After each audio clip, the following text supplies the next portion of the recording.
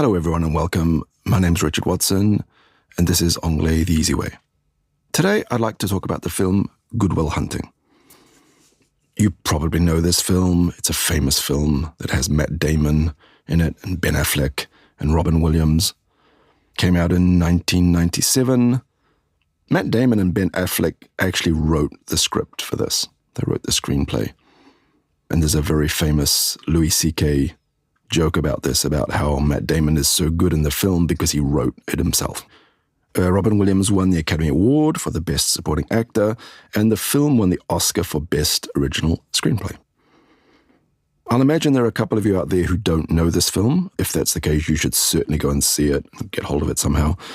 The film stars Matt Damon as Will Hunting, a janitor at MIT, which is the Massachusetts Institute of Technology.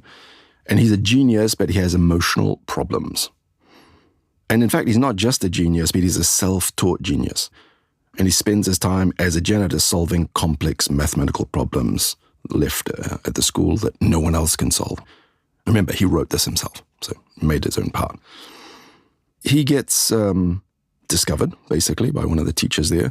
And in the film, there's a lot of things that happen, but at one point he gets offered a job at the NSA, which is the National Security Agency, which is part of the Department of Defense. The NSA is generally a bad thing in every film you'll ever see. They're always the bad guys, but he got offered a job there. And Matt Damon gets in trouble because he assaults a police officer. And the only way he can avoid going to jail is to agree to have therapy, and his therapist is Robin Williams. So what are the themes of this film? Well, first I would say go and find the script online. Go and find the monologues if you don't want to watch the film. They're great. There's some great monologues. Robin Williams does one. Matt Damon does two really good monologues in this, very famous ones. Not easy to understand, but really, really interesting monologues. It's a great film for smart ideas and good acting and a powerful story.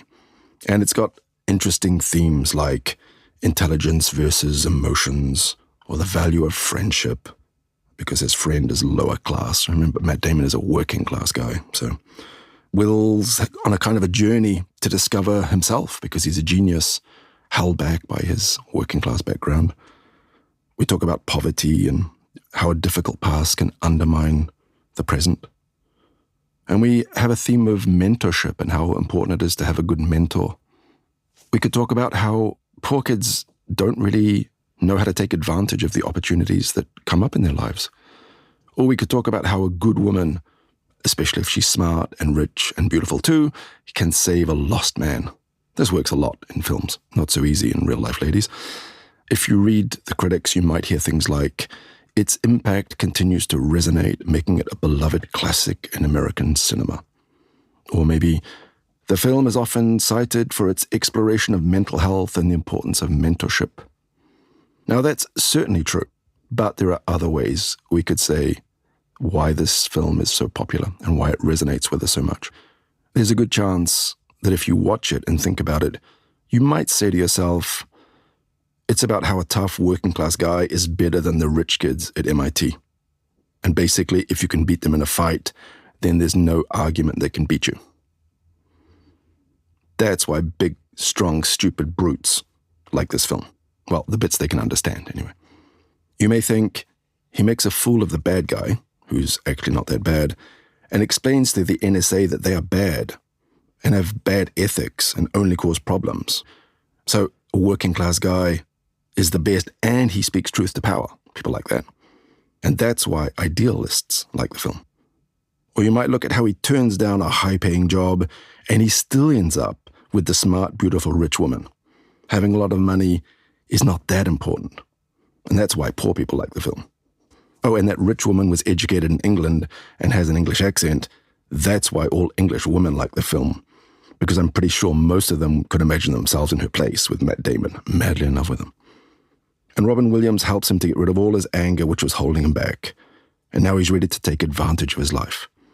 So even with problems can get them sorted out.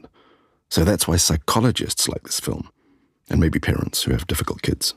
Or you may think it's about a young kid who thinks he knows everything, but Robin Williams, the older guy, knows more and is a better person. That's why older people like the film. Now, you'll definitely have a doubt that it's worth paying hundreds of thousands of dollars for an education. As Matt says in the film, you wasted $150,000 on an education you could have got for $1.50 in late fees at the public library. That coulda was could have. You could have got means you could have got. And if you really want to challenge, and if you want to walk out of this episode having actually learned something, go back and listen to it again and try to pick out all of the expressions I used to talk about possibility or probability. You can listen for probably or certainly or might or could or may. There's a good chance, I'm pretty sure, and will definitely. Anyway, listen as many times as you want. Make sure these words and expressions are so familiar that they're yours. You can just use them like that. Anyway, that's enough for today. I'll catch you next time. Don't forget to subscribe.